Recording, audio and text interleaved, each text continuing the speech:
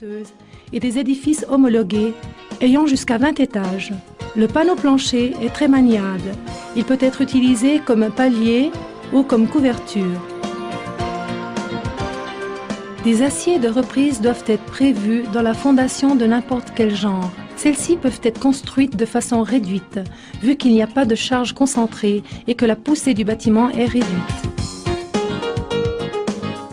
Les panneaux, fixés aux aciers de reprise et entre eux, devront être alignés et plombés avec des outils de chantier traditionnels pour avoir un meilleur assemblage.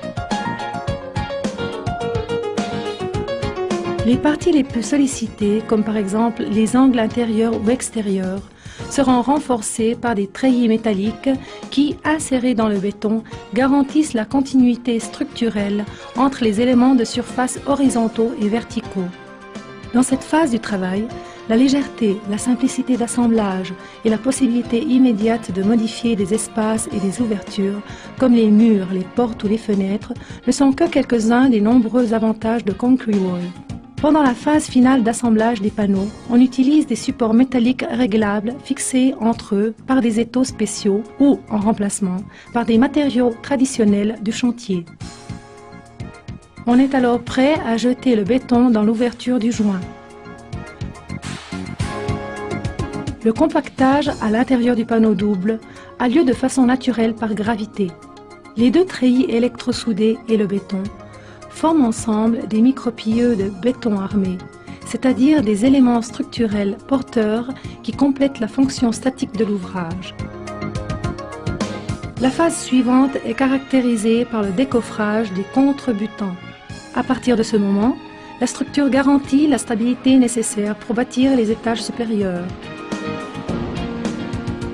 La pose du panneau plancher Concrete Wall se fait de façon très simple et rapide, grâce à sa légèreté et à sa maniabilité.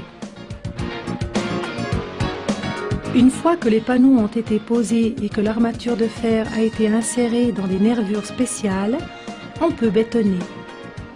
Par rapport aux structures traditionnelles, une construction dans laquelle on utilise le système Concrete Wall peut vraiment être considérée comme étant faite d'un seul bloc. La distribution parfaite des éléments en fer et l'action combinée du béton mettent en évidence le caractère monolithique de la construction, le tout sans perte de temps et avec une qualité d'exécution élevée. La ductilité des panneaux Concrete Wall permet aussi une parfaite usinabilité sur place.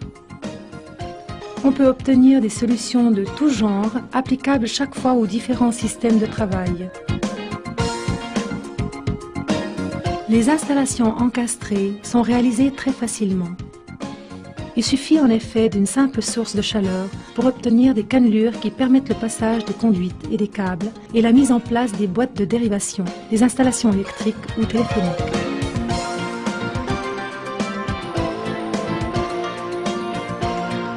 Pour finir, il faut enduire le panneau Concrete Wall des deux côtés avec du mortier structurel.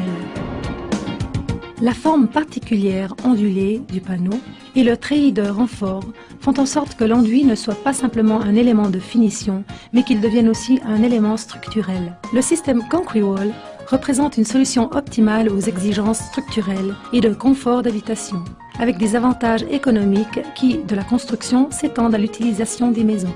Contrairement aux méthodes traditionnelles, se basant sur des piliers et des poutres, le système Concrete Wall oppose une forte résistance aux actions dynamiques typiques, comme par exemple les actions sismiques. Son indéformabilité, en effet, est de 20 fois plus élevée. L'isolement thermique est de 0,40 calories à l'heure par mètre carré, contre les 1,70 calories des murs en briques. La solution de continuité de l'élément isolant sur toutes les surfaces en contact avec l'extérieur détermine l'absence de pont thermique. L'absorption acoustique dans le panneau double pour un abattement acoustique de 6 fois et de 38 dB à une fréquence de 500 Hz. La résistance au feu correspond à 150 rei. Si un côté du mur est soumis à une température de 1000 degrés, de l'autre côté, après 3 heures, il n'y aura que 48 degrés centigrades. En définitive, la typologie des panneaux, la distribution des treillis en acier et le gabarit de découpage de l'élément en polystyrène expansé permettent, mieux que d'autres solutions, d'optimiser la qualité des composants structurels comme l'acier et le béton qui font de Concrete Wall un système